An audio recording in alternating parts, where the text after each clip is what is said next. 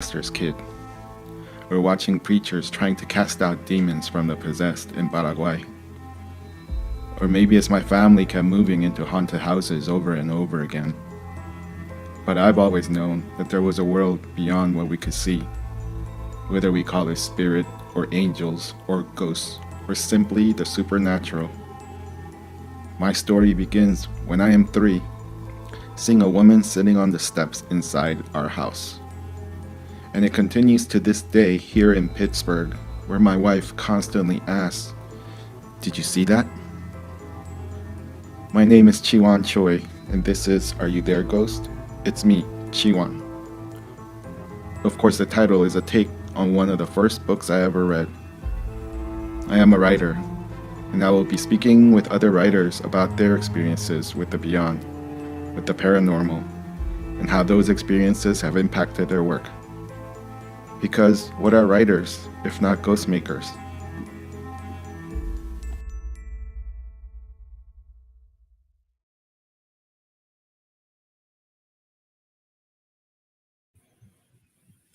Welcome everyone to another episode of Are You There, Ghost? It's me, Chiwan. Today, I'm so happy to have a Pittsburgh-based writer and friend and drinking buddy, Michelle Renee Lane. Let me read you a little bit about her.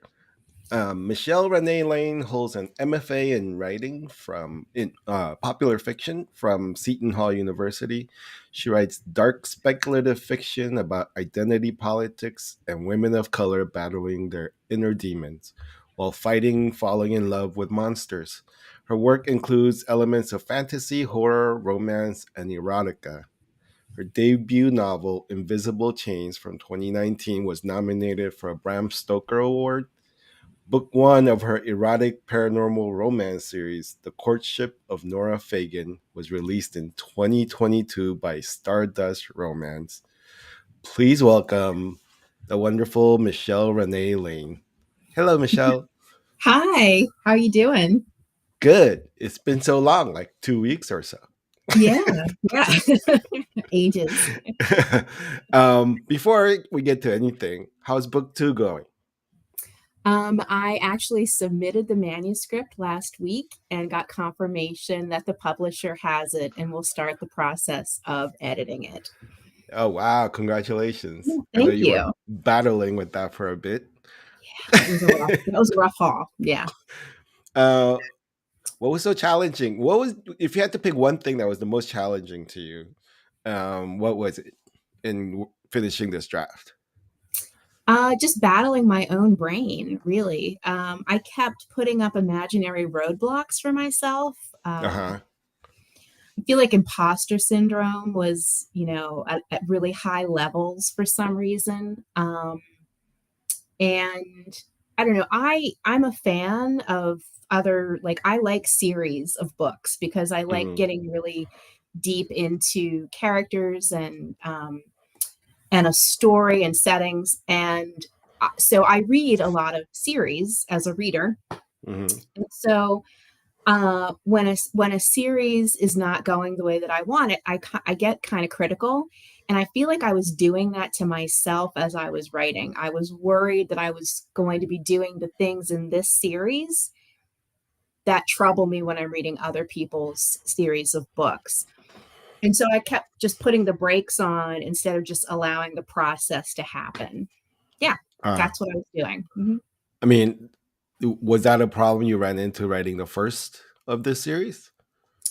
No, because I feel like because it was the first book, Uh huh. I was able to pretend that it was a standalone, Ah, got it.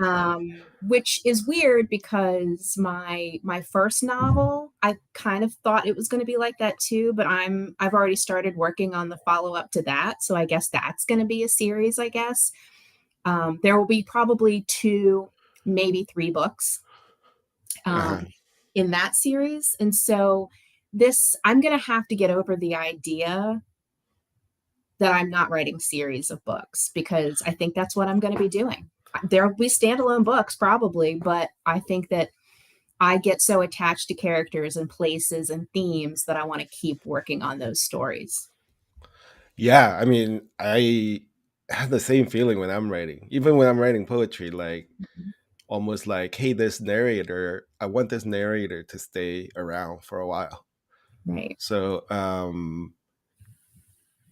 is that scary? Is that overwhelming in a way? Like having to creating a character that you then don't want leaving you for a while. Yeah, I guess. Because I mean, they kind of become friends in a way because they live in your brain for so long. They take up a lot of time in your waking and sleeping life, sometimes for me. Um, and there's a lot of chatter. My characters have a lot to say, whether it ends up on the page or not. They live inside me. And, Mm. you know, I write horror mainly. And unfortunately, a lot of these stories are kind of autobiographical too. So yeah, it's hard to let go of some of those characters because those characters are me. Yeah. I know people ask me sometimes whether writing something um what's the word I'm looking for? Not therapeutic, but what's the word I'm looking for? Cathartic. Cathartic. See, I knew you would know it.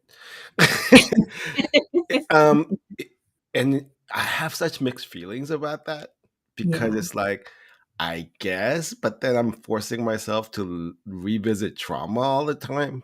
yeah, So you saying it's autobiographical? How does that work for you? Is it does it get too much sometimes? it does.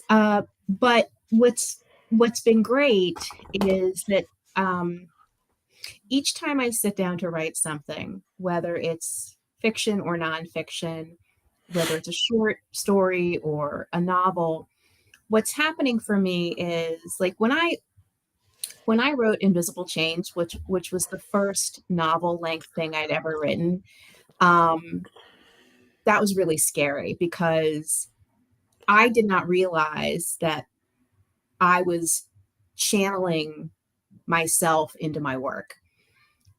And so every time I sat down to write another chapter or scene and kept seeing myself on the page, it really freaked me out, especially since it's a really that my character goes through some really difficult things.